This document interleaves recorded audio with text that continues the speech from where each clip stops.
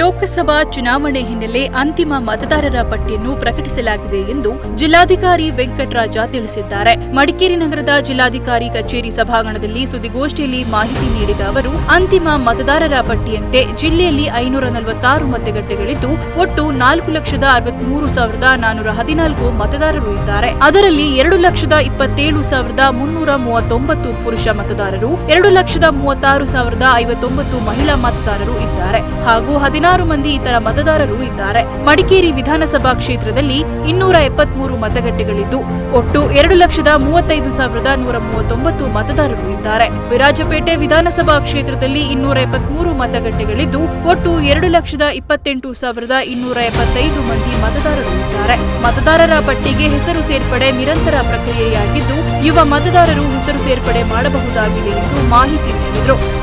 ಇದರಲ್ಲಿ ಒಂದು special summary ರಿವ್ಯೂದಲ್ಲಿ ನಾವು ಒಂದು 2-2.5 ತಿಂಗಳಿಗೆ ಒಂದು ಸ್ಪೆಷಲ್ ಅಭಿಯಾನ ಮಾಡಿ ಎಲ್ಲ BLO ಹೋಗಿ ಪ್ರತಿಯೊಂದು BLO ಎಲ್ಲ ದಾಖಲಾತಿದೆ, ಎಲ್ಲರೂ ಸೇರಿದ್ದಾರೆ ಸೇರಿಲ್ಲ, ಎಲಿಜಿಬಿಲಿಟಿ ಏನಿದೆ, 18+ ವೋಟರ್ಸ್ ಎಷ್ಟಿದ್ದಾರೆ ಇದನ್ನು ನೋಡಿಕೊಂಡು ಒಂದು ಪುನಃ ಇನ್ನೊಂದ್ಸತಿ ಒಂದು ಸ್ಪೆಷಲ್ ಸಮರಿ ರಿವ್ಯೂ ಮಾಡಿದ್ದಾರೆ.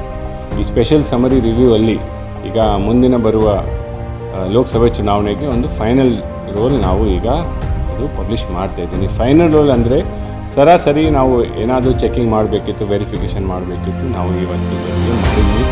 ಅದು